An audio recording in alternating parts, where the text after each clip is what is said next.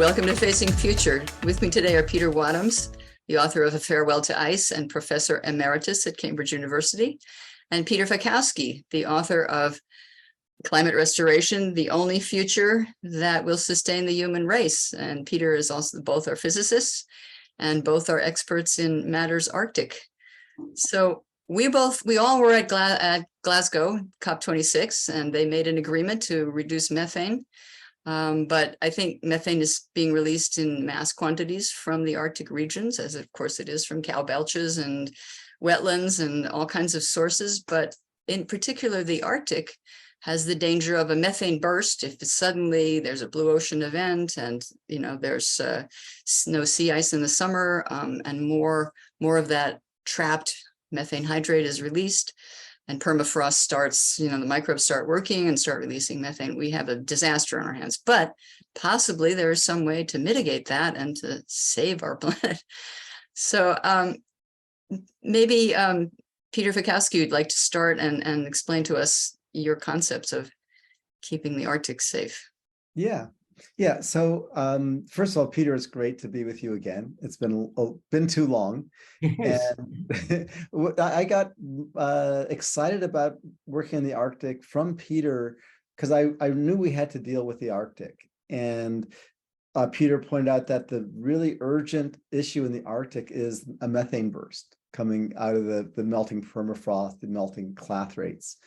And I was excited about figuring out how we could cool it to keep it from melting. And as the years have gone by, the water is getting warmer and warmer. We're getting 100-degree Fahrenheit or 40, 50-degree days, 40-degree days in Celsius in Siberia. And that means that the river water is getting hot. The ocean is 10 degrees C, 50 Fahrenheit in the summertime. And keeping that frozen seems like a fool's errand at this point, not to mention getting Russian permission to refreeze it. Like, why would Russia agree to close their ports again? And so an alternative came up because it was only a little while after I met Peter that those big bucket-sized bubbles coming out of the Arctic were in the news. And that was about 2019, I think. And I remembered reading about the iron salt aerosol, the photocatalytic oxidizing of methane in the atmosphere. And when I did the math, I got very excited because I had for years been reading material from various scientists, and the name blanks at the moment, but that we could put plastic over the seafloor, catch the methane coming out. We could do things like frack underneath the seafloors to capture the methane before it came out. And as an entrepreneur, as a Silicon Valley a business guy, in addition to a physicist, I did a calculation of what would it cost. And pretty much anything we did would cost at least $1 trillion and probably $2 trillion in the Arctic. Basically $1 million per square kilometer. And if you own land, a house or a field, you understand that to do anything over that whole square kilometer or hectare, 100th of a kilometer, it would cost, you can't do anything for less than $1 million per square kilometer. So that's your lowest cost. And then I compared that with the cost of doing the iron salt aerosol, which is powered by sun because it's the photocatalytic, the sun's UV knocks a chlorine radical off of an iron chloride molecule, and that will oxidize a methane molecule. But it is powered by the sun, so it's really cheap. The total cost of the iron chloride is somewhere between $500 million and $1 billion a year. So that's 1,000th of the cost of doing anything on the land. And I was sold. I say, do you know what? We don't know what's going to happen, but there's almost zero chance we'll succeed in stopping emissions. That's true of rice fields. We want to reduce emissions in rice fields. Because you have a lot of rotting vegetable matter.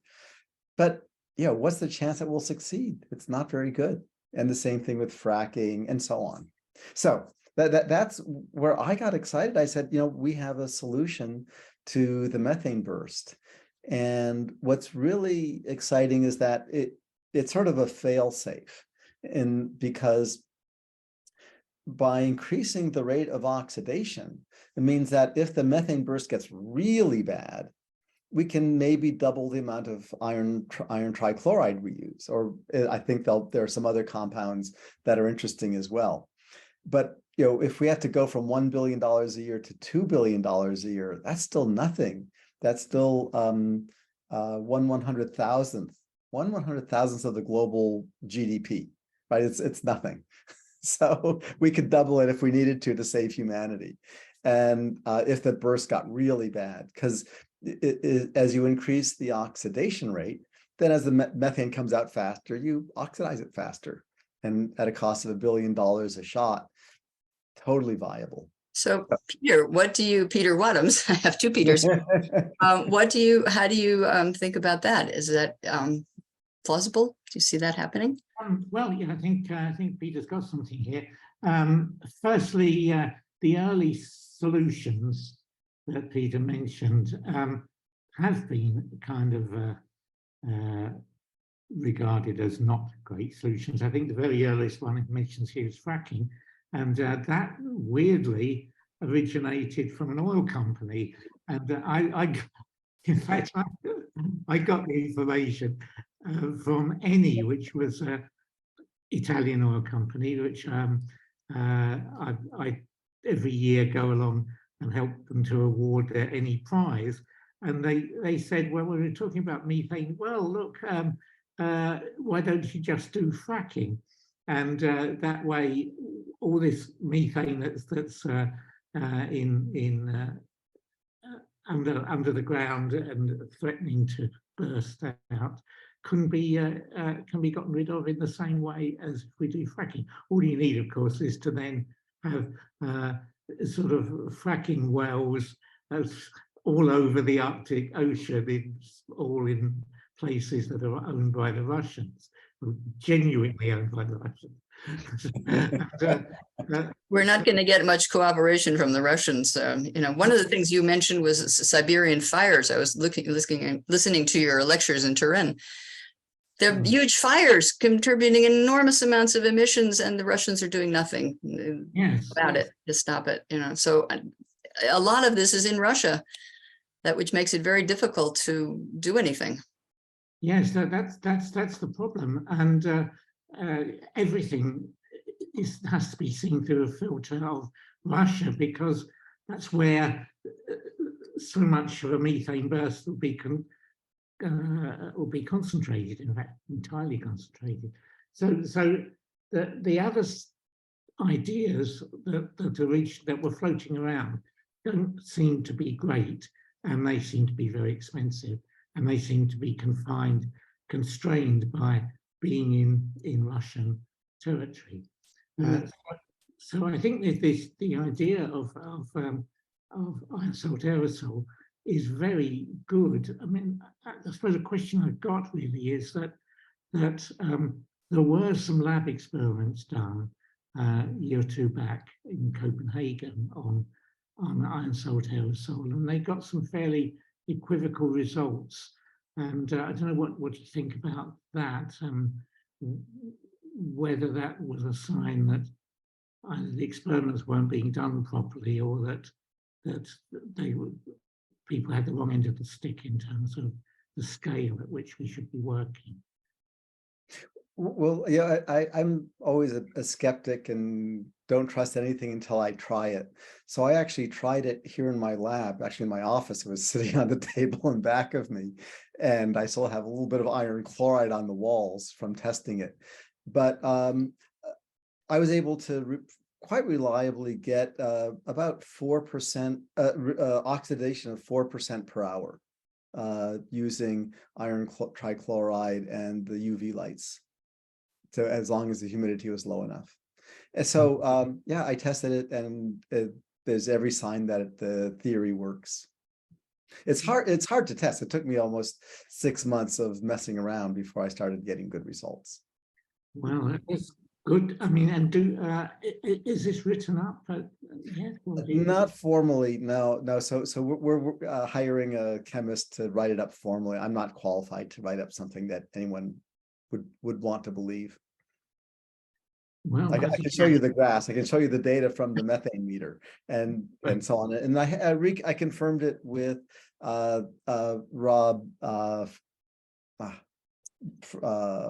Rob Jackson from Stanford. So he brought his $100,000 methane meter and confirmed it. So the Well- science can be done, but the funding is the critical, and who's no responsible for it is, and who's taking responsibility to make this kind of thing happen. It's clearly not been the government's, but Yeah.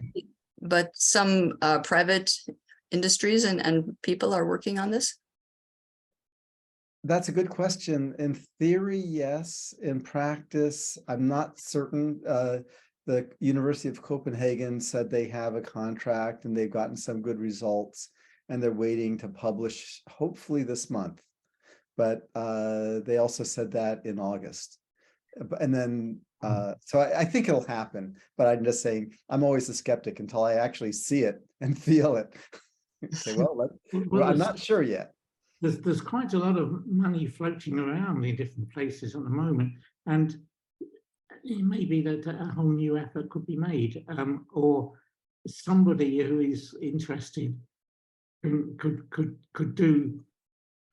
come in on it and help. I mean, just last week here in Turin, they were given $27 million or 27 million euros for no apparent reason. In Italy, there's always no money to do science, but for some reason, Italy did a nationwide analysis of departments in universities and decided that our department in Turin Polytechnic is the greatest civil engineering department in Italy, which we weren't actually aware of, and that we should have $27 million. So already that was just the week before Christmas, so that I've just come back after Christmas, and already they're doing massive building work to spend the money before they take it away again. But that's the sort of thing where if you've got a proven technique, or technique that you've been able to demonstrate works, and that Turin Polytechnic is themselves very, very interested in climate change, you could make a bid to them and say, look, here's a technique that works. This will help us get rid of methane. Do you want to? Can you help support it? Or so it might be worth taking what you've done, writing it up, and say, look, say approach Turin Polytechnic and say, look, you've got a lot of money.